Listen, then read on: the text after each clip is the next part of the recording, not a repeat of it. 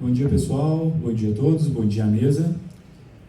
Meu nome é Paulo Júnior, eu trabalho na Comprov. Vou apresentar, então, o trabalho intitulado Desempenho de Proteção de Linha de Transmissão de Ultra Alta Velocidade no Domínio do Tempo, frente a diversas situações de contingência. Então, inicialmente, a gente tem que pensar o porquê de ondas viajantes. Então, a gente não pode usar apenas porque está na moda, a gente não pode usar apenas porque estão falando. Então, a gente tem que ver quais são as vantagens, o que a gente tem de bom de ondas viajantes. A gente tem o quê? Melhor precisão na localização de falta, atuação da proteção mais rápida, nós temos melhor performance em linhas híbridas e compensadas, nós temos uma melhor performance em IBR, né, que cada vez mais está sendo inserida através de fontes renováveis no nosso sistema, e uma eliminação de falta mais rápida significa o quê? Maior segurança, maior estabilidade para o nosso sistema elétrico. Então, um pouquinho aqui do que é a onda viajante, né? A onda viajante, quando acontece uma perturbação aqui na nossa linha, ela vai se propagar para ambos os lados causada por uma diferença de tensão. Essa diferença de tensão vai causar uma corrente, que é a diferença de tensão dividido pela impedância característica da linha, e em cima disso é criada essa forma de onda viajante. Lembrando, então, se existe uma condição de passagem por zero, onde não tem essa diferença de tensão, a gente não vai ter essa nossa onda viajante. Então, como é que se calcula aí aonde que acontece a falta? Então, nós temos aqui no diagrama uma distância m do ponto local, onde a gente tem do outro lado o ponto remoto, e a diferença entre eles, m e L menos m, que é o comprimento total da linha.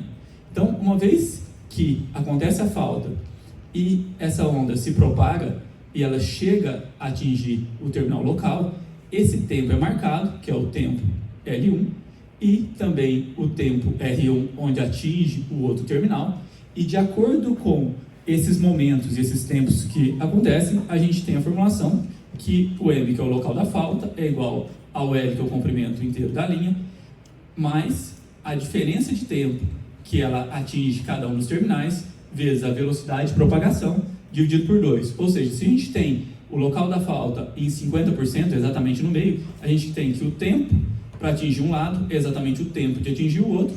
Esse parâmetro é 0, 0 vezes a velocidade dá o L sobre 2. Então, mostrando que é exatamente no meio do comprimento daquela nossa linha.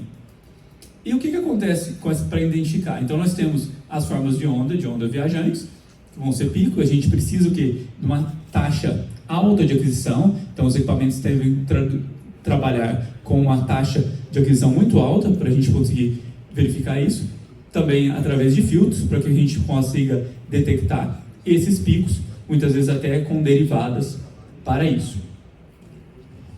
Então, a gente tem inicialmente duas vertentes para trabalhar com ondas viajantes.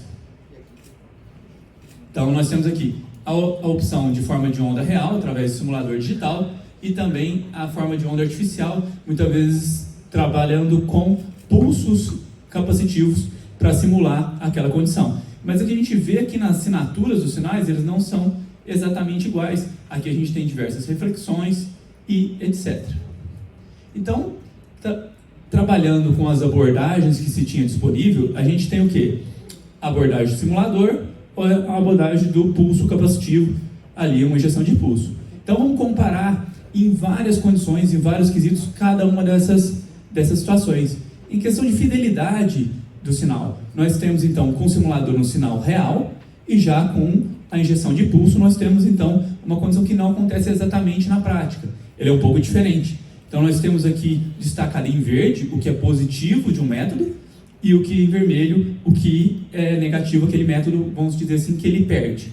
Então, em relação a nível de injeção, se você trabalha com um simulador em tempo real, muitas vezes você consegue injetar apenas mais ou menos 10 volts de pico, porque ele tem a limitação do conversor dele, que ele gera apenas sinal de baixo nível. Já um simulador de pulso, você consegue já injetar níveis de secundário de corrente de tensão. Um outro ponto relacionado a esse é o teste da entrada do IED. Se você injeta apenas mais ou menos 10 volts de pico, você tem que o quê? Bypassar o circuito de entrada e você não testa ele quanto a essa sensibilidade. Então, é um ponto negativo para o simulador em tempo real. em relação à injeção de um pulso capacitivo, é um ponto positivo.